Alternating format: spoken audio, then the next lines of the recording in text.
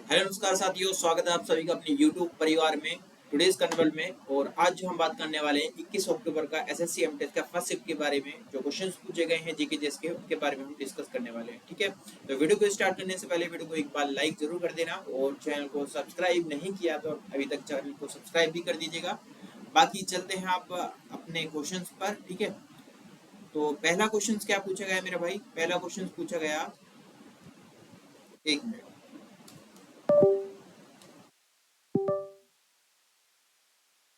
पहला क्वेश्चन पूछा गया कि तनरस खान किस घराने से संबंधित है।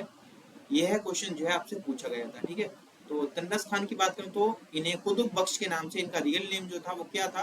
कुतुब बख्श जो है इनका रियल नेम था, ये आपको याद रखना है। ठीक है, तो कुतुब बख्श इन्हें नाम से जानते थे, जिन्हें आमतौर पर तनरस खान के नाम से जाना जाता था। ठीक है, तो कुतुब बख्श इनका नाम था और तनरस खान के नाम से इन्हें जानते थे। ठीक है, इन्हें हिंदुस्तानी शास्त्रीय परंपरा के एक परंपरा के एक भारतीय संगीतकार थे, जिन्हें दिल्ली शास्त्रीय संगीतकारों का घर या एक प्रमुख व्यक्ति के रूप में जाना जाता था। तो यहाँ पर दिल्ली घराने की यहाँ पर बात की गई है, तो आंसर क्या हो जाएगा? दिल्ली घराना इसका ठीक आंसर हो जाएगा। ठीक है, बाकी इन क्वेश्चंस को मैंने इंग्लिश में भी इनको कराया हुआ है।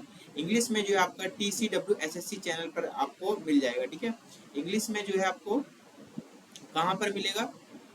TCW channel. ठीक है, SSC चैनल पर इस पर मिल जाएगा। TCW करके डालोगे तो चैनल आपको आ जाएगा, सर्च करोगे। ठीक है, और इसकी जो PDF है, PDF आपको कहाँ पर मिलेगी? PDF आपको टेलीग्राम चैनल पर मिलेगी। जो चैनल डिस्क्रिप्शन होता है ना, वीडियो डिस्क्रिप्शन की नहीं बात कर रहा हूँ मैं, चैनल डिस्क्रिप्शन की बात कर रहा हूँ।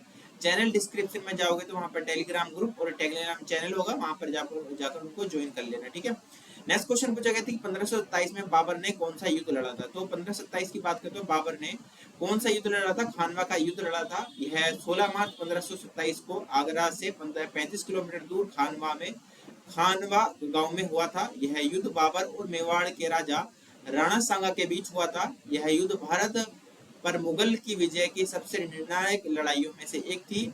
इस युद्ध में बाबर ने राणा सांगा को हराया था। इस युद्ध के बाद बाबर ने भारत में रहने का फैसला कर लिया था। इस युद्ध में बाबर ने धर्म का युद्ध का नारा दिया था। और इसके अलावा अगर मैं आपसे बात करूं तो इसी युद्ध के बाद इसने जो गाजी की उपाधि थी ना, गाजी की उपाधि वो इसने प्राप्त की थी। और इसके बाद अगर मैं आपसे बात करूं तो इस युद्ध में बाबर ने सैनिकों का उत्साह और मनोबल बढ़ाने के लिए और उनको जो शराब होती थी उन पर रोक लगा दिया था, ये आपको याद रखना है। ठीक है, इस युद्ध में बाबर ने मुसलमानों से तमगा कर लगाने की घोषणा की थी। यह क्वेश्चन जो है आया हुआ है, ये वाला क्वेश्चन कि किस युद्ध में बाबर ने मुसलमानों पर तमगा कर लगाने की घोषणा जो है करी थी, तो वो आपका खानवा का युद्ध था। ठीक है, आगे क्वेश्चन पूछा कि बहुआयामी गरीबी सूचकांक के अनुसार कौन सा केंद्र शासित सबसे अमीर है या सबसे कम गरीब है? इस प्रकार का क्वेश्चन आपका देखने को मिला है। ठीक है, तो इसको बोलते हैं मल्टी डायमेंशनल पॉवर्टी इंडेक्स, इसको बोलते हैं, ये आपको याद रखना है। ठीक है, MPI multi dimensional poverty index. ठीक है, तो बहुआयामी गरीबी सूचकांक इसको हिंदी में बोलते हैं और नीति आयोग इसको जारी करता है, ये आपको याद रखना है। ठीक है, NITI Aayog national institute of transforming of India, जिसकी स्थापना योजना आयोग के स्थान पर इसकी स्थापना हुई थी 1 जनवरी 2015 में। ठीक है, और इसके पहले अध्यक्ष जो थे आपके प्रधानमंत्री जवाहरलाल नेहरू इसके अध्यक्ष रहे थे, और अभी भी प्रधानमंत्री मोदी जी इसके अध्यक्ष है, यानी कि प्रधानमंत्री इसके अध्यक्ष होते हैं। ठीक है, अगर मैं बात करूं तो इसमें प्रतिशत के मामले में पुडुचेरी में बहुआयामी गरीबी सबसे गरीबी आबादी का प्रतिशत 1.72% है। लक्षद्वीप में बहुआयामी गरीबी का प्रतिशत 1.82% है। अंडमान निकोबार में 4.30 है और दिल्ली में आपका 4.79 है। तो सबसे कम कहाँ पर है आपका? 1.72। तो ये आपका पुडुचेरी इसका ठीक आंसर हो जाएगा। पुडुचेरी नहीं होगा तो आपका लक्षद्वीप होगा। ठीक है, आगे देखिए, नेक्स्ट क्वेश्चन पूछा गया कि भारतीय राष्ट्रीय कांग्रेस के 1905 के अधिवेशन में अध्यक्ष कौन थे? ठीक है, तो यहाँ पर कांग्रेस के कुछ इंपोर्टेंट अध्यक्ष की अगर हम बात करूं तो यहाँ पर पहले इसका आंसर बता देते हैं। तो इसके कौन थे अध्यक्ष? आपका गोपाल कृष्ण गोखले। ठीक है, गोपाल कृष्ण गोखले इसके अध्यक्ष थे, ये आपको याद रखना। ठीक है, तो 1885 में कांग्रेस का पहला अधिवेशन होता है और उसके 1885 में इसकी जो है पहली बैठक होती है और उसके अध्यक्ष व्योमेश चंद्र बनर्जी होते हैं। और कहाँ पर होता है? बॉम्बे के अंदर होता है। ठीक है, और इसमें 72 प्रतिनिधियों ने इसमें भाग लिया था। 1886 में आपने कोलकाता के अंदर जो है अधिवेशन होता है आपका, और दादा नौरोजी इसके अध्यक्ष होते हैं और प्रतिनिधियों की संख्या बढ़कर 436 हो गई। तो आपसे एग्जाम में पूछ सकता है कि कांग्रेस के किस अधिवेशन में जो प्रतिनिधि थे कांग्रेस के, उसमें संख्या बढ़कर 436 हो गई थी, वो आपसे पूछ सकता है। तो कौन सा अधिवेशन था? 1886 का अधिवेशन कलकत्ता, जिसकी अध्यक्षता दादाभाई नौरोजी ने की थी। ठीक है। 1827 की में मद्रास के अंदर होता है, सैयद बदरुद्दीन मुस्लिम अध्यक्ष रहे थे। तो आपसे पूछ सकता है कि कांग्रेस की किस अधिवेशन की अध्यक्षता पहले मुस्लिम अध्यक्ष ने की थी? तो आपका सैयद बदरुद्दीन तैयब, जिसका ठीक आंसर हो जाएगा। तो ये ऐसे पूछ सकता है कि आपका कांग्रेस के पहले मुस्लिम अध्यक्ष कौन थे आपके? वो आपका सैयद बदरुद्दीन तैयब जी होगा। ठीक है। वहीं आपसे 1885 में प्रयागराज के अंदर होता है और जॉर्ज यूल इसके अध्यक्ष होते हैं और ये पहले अंग्रेज अध्यक्ष थे। ठीक है, जिन्होंने भारतीय राष्ट्रीय कांग्रेस की अध्यक्षता की थी। ठीक है। 1889 के बाद क्या तो मुंबई के अंदर होता है, सर विलियम वेदरबर्न इसके अध्यक्ष थे और यहाँ पर प्रतिनिधियों की संख्या 436 से बढ़कर 1889 हो गई।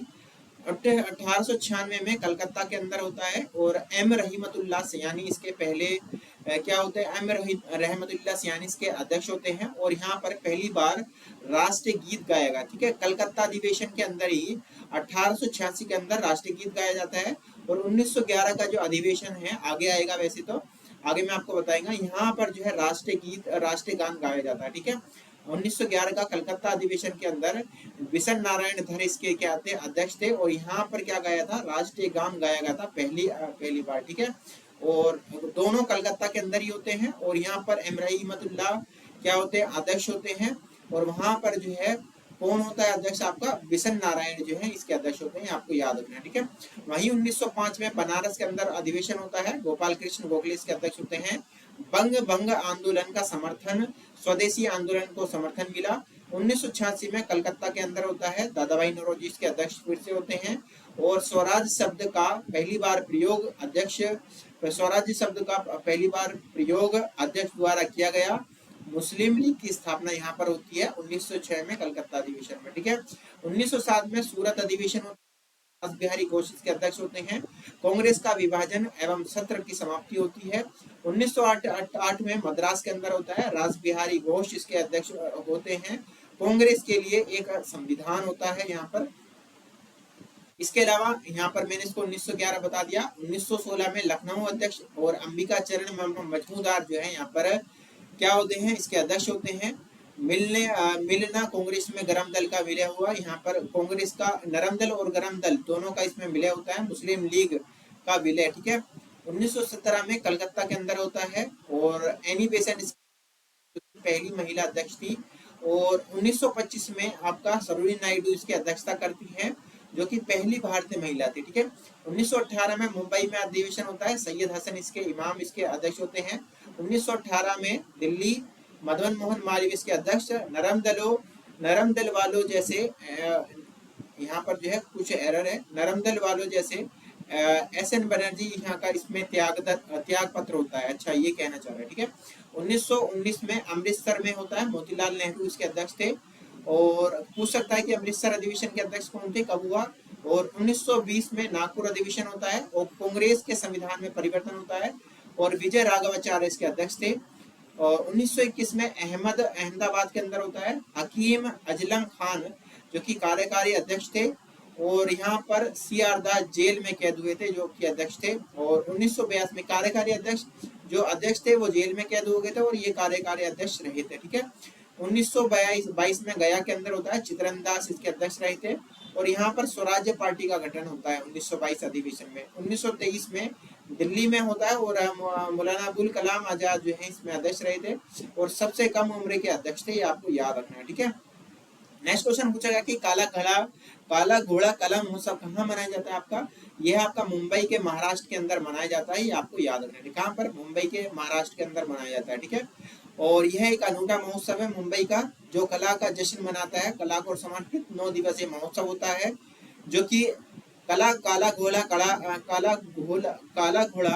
कला एसोसिएशन द्वारा आयोजित किया जाता है। पहली बार यह महोत्सव 1999 में आयोजित किया गया था और यह देश और दुनिया का भर से हजारों लोगों को आकर्षित करते हुए वर्षों से तेजी से आगे बढ़ रहा है। ठीक है, ये क्वेश्चन पूछा गया कि फुगदी नृत्य किस तरह संबंधित है? फुगदी महाराष्ट्र और गोवा से। ऑप्शन में आपका गोवा दिया था, गोवा आपका ठीक आंसर होगा। यह कोकण क्षेत्र की महिलाओं द्वारा आयोजित किया जाता है। ऐतिहासिक तथ्यों के मुताबिक यह नृत्य शैली गोवा के कुछ प्राचीन परंपराओं से बनी है। महिलाएं इसे गणेश चतुर्थी, व्रत जैसे हिंदू धार्मिक त्योहारों के दौरान या डालो जैसी दूसरे नृत्यों के अंत में करती है। नृत्य से पहले महिलाएं तुलसी वृंदावन के सामने एक दीपक जलाती हैं और देवी देवताओं के मान पर आने के लिए आमंत्रित करती हैं। गोवा के इस अन्य कुछ लोकप्रिय नृत्य फोक डांस यहाँ पर दिए हुए हैं। देकन्नी, डालो, खोल और मुसोल, ये भी इसके क्या है? गोवा के। ठीक है। नेक्स्ट क्वेश्चन पूछा गया कि 2022 में कुचिपुड़ी नृत्य के लिए सर्वश्रेष्ठ कोरियोग्राफी का पुरस्कार किसे मिला है? तो किसे मिला है? संध्या राजू को मिला है। संध्या राजू आपका ठीक आंसर हो जाएगा। ठीक है। वाइब्रेंट विलेज प्रोग्राम का शुभारंभ किसने किया था? ये क्वेश्चन पूछा गया। केंद्रीय गृह मंत्री केंद्रीय गृह एवं सहकारिता मंत्री अमित शाह के द्वारा अरुणाचल प्रदेश के सीमावर्ती किबुतु में वाइब्रेंट प्रोग्राम का शुभारंभ किया गया था। इस प्रोग्राम का मकसद सीमावर्ती गांवों को सशक्त बनाना और उनमें विकास लाना है। इस प्रोग्राम के तहत सीमावर्ती गांवों को देश के बाकी गांवों जैसी सुविधाएं इसमें दी जाएंगी। ठीक है। तो आंसर क्या हो जाएगा? ऑप्शन नंबर मतलब अमित शाह इसका ठीक आंसर हो जाएगा। ठीक है। नेक्स्ट क्वेश्चन पूछा गया अमृत और विश्व पुस्तक के लेखक कौन है? तो अमृत लाल नागर इसका ठीक आंसर हो जाएगा। नेक्स्ट क्वेश्चन पूछा गया आपका अनाहत सिंह किस खेल से संबंधित है? तो इनका संबंध किस खेल से है? स्क्वैश से इनका संबंध है, ये आपको याद रखना है। ठीक है। किस खेल से संबंधित है?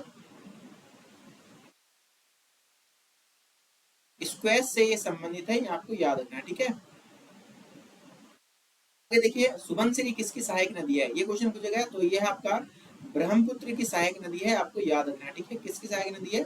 ब्रह्मपुत्र नदी की सहायक नदी है। ये क्वेश्चन पहले भी पूछा गया है।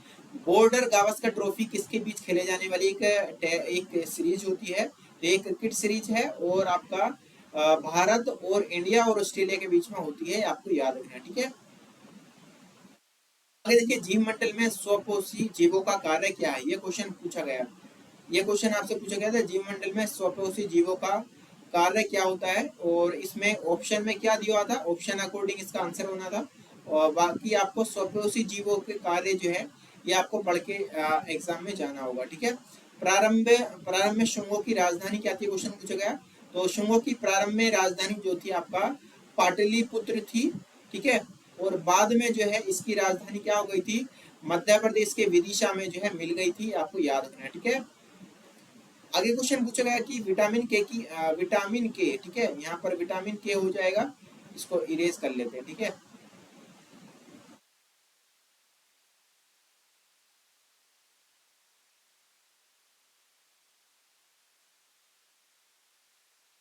यहाँ पर लिख देते हैं विटामिन।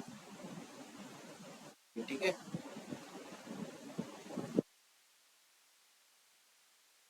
ओपन हो जाओ।